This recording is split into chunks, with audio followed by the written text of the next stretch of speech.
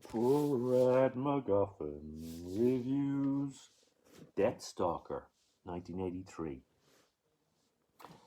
Fantasy from the 80s. I mean, this jumped on the bandwagon of Conan the Barbarian, which was released a year before this one.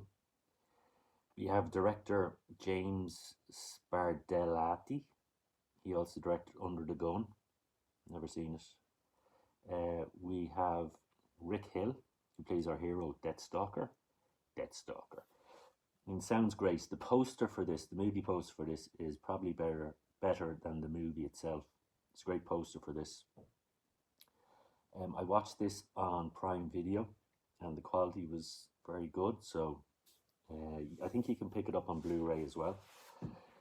And yeah, an hour and 20 minutes of 80s sword and sorcery goodness.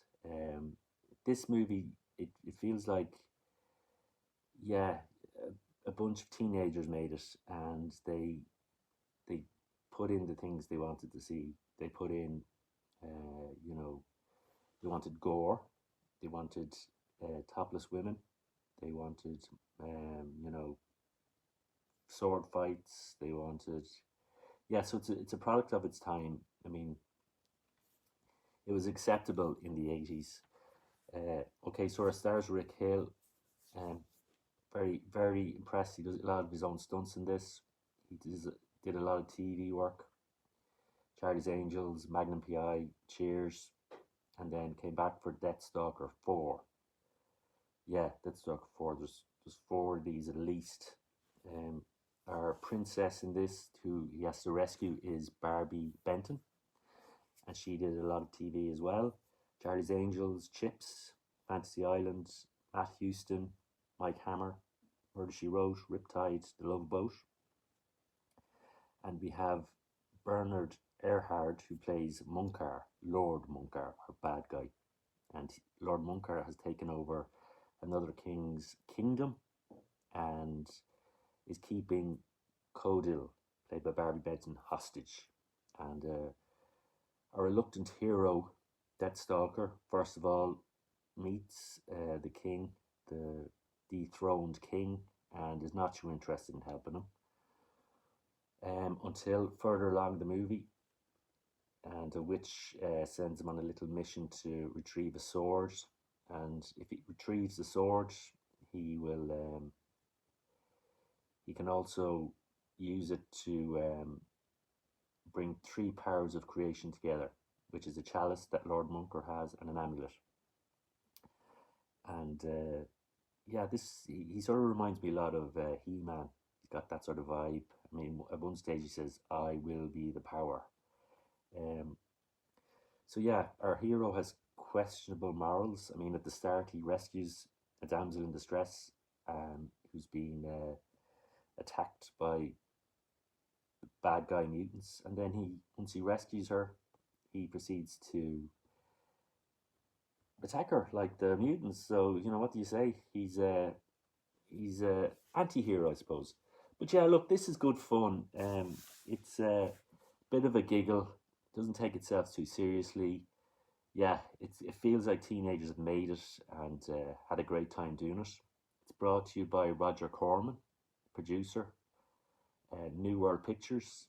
You may have seen some of his work, Piranha, Rock and Roll High School, Battle Beyond the Stars, Galaxy's Hair. And yeah, it's got some, yeah, the acting isn't great. I mean, there's some, as I said, Rick Hill does his own stunts. This is a real B movie, a real sort of cheap and cheerful, trying to get some of that Conan the Barbarian money fast. And it's adults 18s, so not for the kids.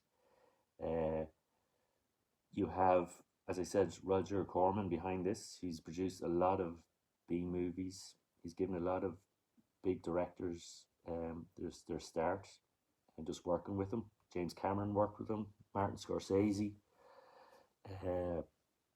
So yeah, you've got that sort of. He's like a factory machine.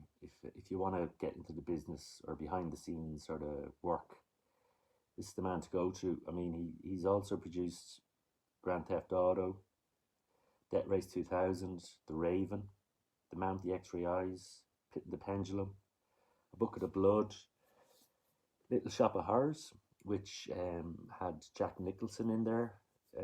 So he worked a lot with Jack Nicholson, and yeah, so a lot of people in the industry who went on to do bigger things and better things got their start with Roger Corman. So Hollywood owes him a lot. He's a real legend. Um, so yeah, this is what it is. It's a you know it's a movie from the 80s that has things that you're going to make you giggle that you'd never see now. Um, it's from a different era, yeah. Uh, and what can I say? So yeah, it's for me. I give this a. I mean, ordinarily it's a one, nearly it's a one. Where's the? It's a one, nearly a two.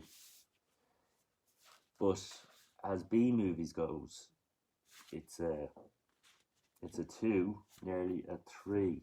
You know what I mean? So it's not a bad B movie. Ordinarily it should be a one, but you know, in the B movie world, it's probably a three just for fun and chaos and just sort of yeah, the story keeps you gripped. It's a decent story. Uh, you know, so once he obtains the sword, he the magical sword. He gets a friend to go along with him. This sort of first of all a not Yoda type character played by Augusto Larata. He's called Sal Maron, and yeah, he along the way he helps another swordsman out, and they both decide to go to the tournament that is held by Lord Munkar to find the strongest warrior in the kingdom. And yeah, a way for him to, find the strongest warrior and wipe him out because he doesn't want anyone, stronger than him. And yeah, so you have a lot of, sword fights that's pretty decent, nothing great, but it'll give you a giggle. This will give you a giggle, and maybe it's one to watch with your friends, having a few beers or that sort of thing. And but yeah, 1 hour 20 minutes flies by. There's a sequel to this I'm going to check out called Deathstalker 2. Well, yeah, and yeah, this is fun, but B movie stuff. It's not going to knock your socks off. It's just going to give you a giggle and just sort of watch how they used to make movies, and I'd be thankful they don't make them like this anymore. But it does have its merits, and it is a fun time. So look, Deathstalker. What did you think? Let me know. Leave a comment down below.